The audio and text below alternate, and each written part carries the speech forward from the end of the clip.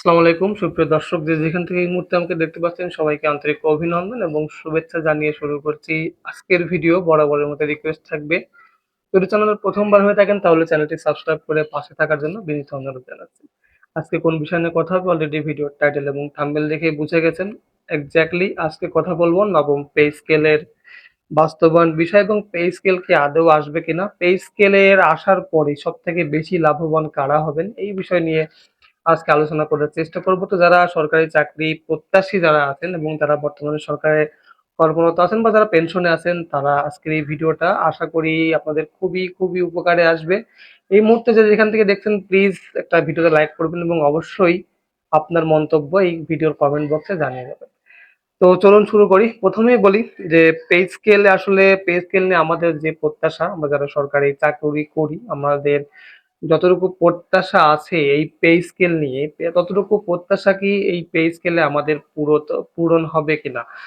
দেখেন, আমি যদি বর্তমান পে স্কেলের কথা বলি, যেটা 2015 সালে আওয়ামী লীগ সরকার আমলে কার্যকর করা হয়েছিল, তখন আমাদের বেসিকের যে, আমরা যদি তারও আগে আরেকটা দেখি, মেবি 7 বা 8 সালে যে পে স্কেলটা হয়েছিল সেটা ছিল 4,200 টাকা একটা বেসিকের একটা পে স্কেল, এবং সেইখান থেকে কিন্তু 100% কর্মচারীদের বেতন বাড়িয়ে 8,250 টাকা করা হয়।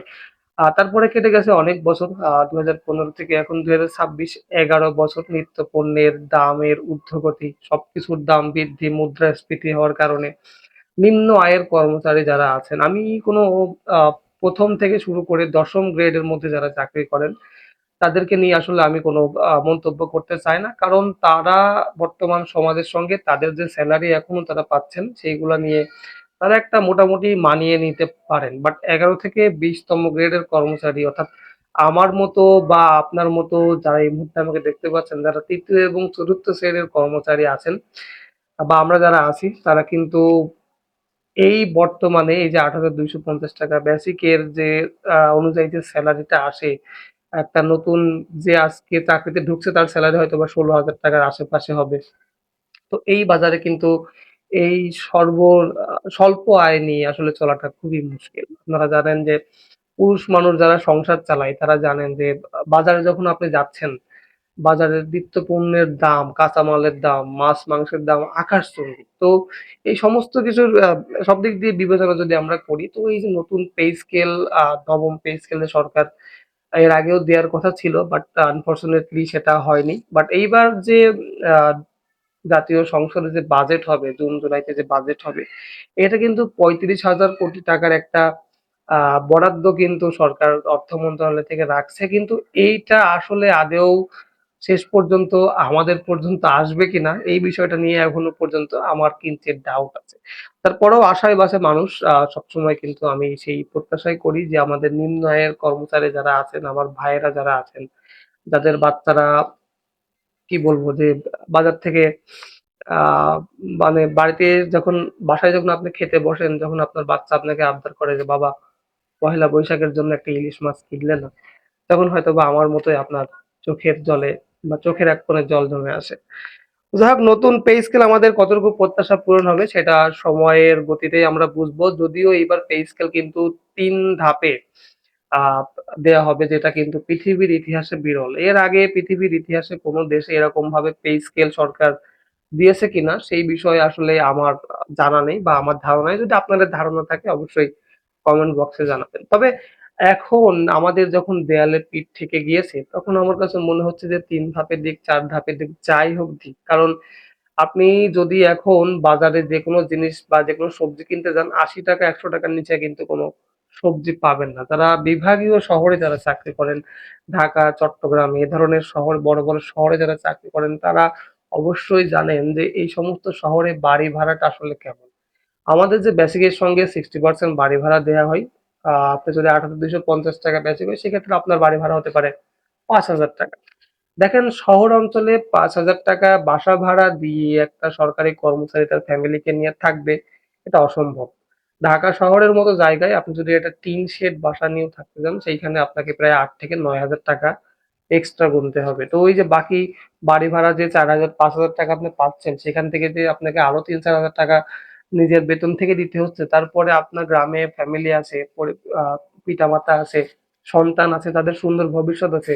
আপনি আসলে দেয়ালে পিঠ থেকে যাওয়ার মতো অবস্থা। তো আমার কাছে মনে হয় যে, যে কয় ধাপেই দিক না কেন সেটা আমাদেরকে সাদরে গ্রহণ করা উচিত এবং এই প্রত্যাশা ইনশাল্লাহ বর্তমান সরকার যারা দায়িত্বে আছেন তারা আমার মনে হয় যে পে স্কেল দিয়ে আমাদের বাকিটা পথ যাতে আমাদের চলতে আরো সুবিধা হয় সেই দিকে অনেক লক্ষ্য রাখবেন।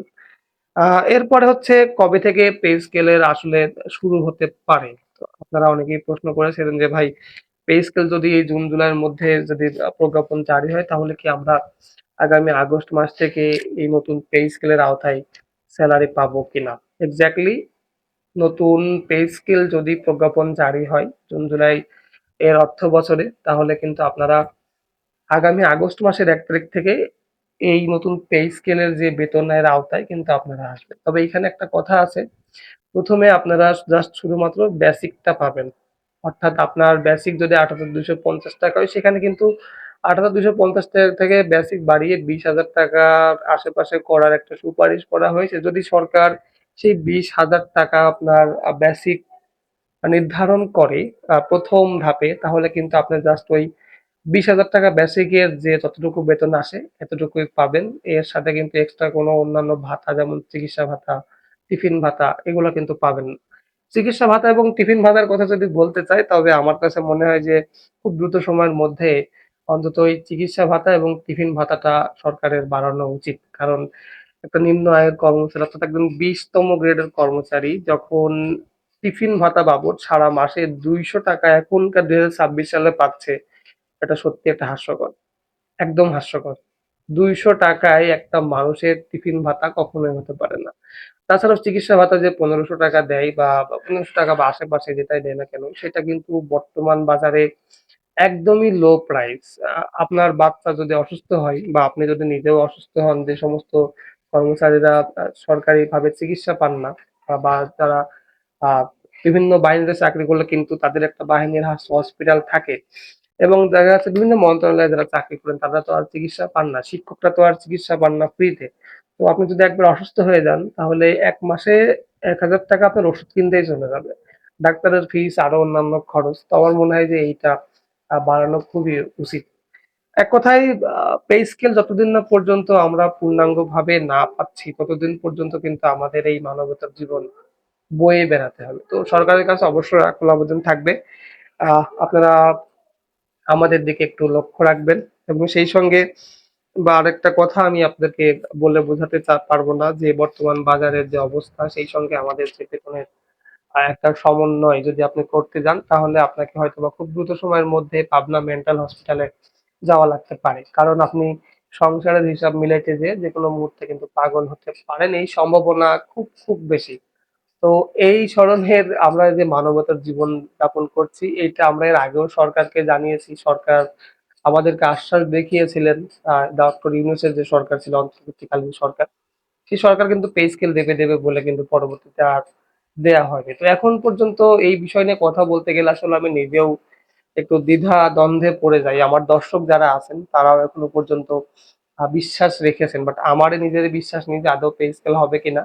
তবে একটা গোপন সূত্র যদি আমি আপনাদের সঙ্গে একটু শেয়ার করি যে আ আমি কোথাও না কোথা থেকে একটা ইনফরমেশন পেয়েছি যে এইবার আপনারা বাজেটে বেসিকটা 100% পাবেন এবং খুব দ্রুত সময়ের মধ্যে আপনাদের পরবর্তী যে ধাপগুলো আছে সেটা আস্তে দেয়া হবে এবং তাছাড়া যারা ডিফেন্সে চাকরি করেন, যারা সামরিক বাহিনীতে যারা চাকরি করেন বা পুলিশে যেরকম যারা বাহিনীতে যারা কর্মরত আছেন তাদের জন্য কিন্তু আলাদা বেতন কাঠামোর সুপারিশ করা হয়েছে। বাট এইখানে সরকার কতটুকু কি করবে না করবে সেটা সময়ের ব্যাপার। সরকার সেটা জানাবে।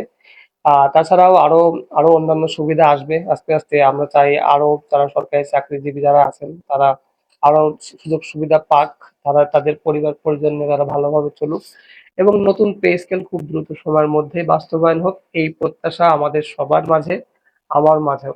তো যাই হোক পে স্কেল নিয়ে পরবর্তী ভিডিও দেখতে হলে অবশ্যই কমেন্ট বক্সে কমেন্ট করে জানাবেন।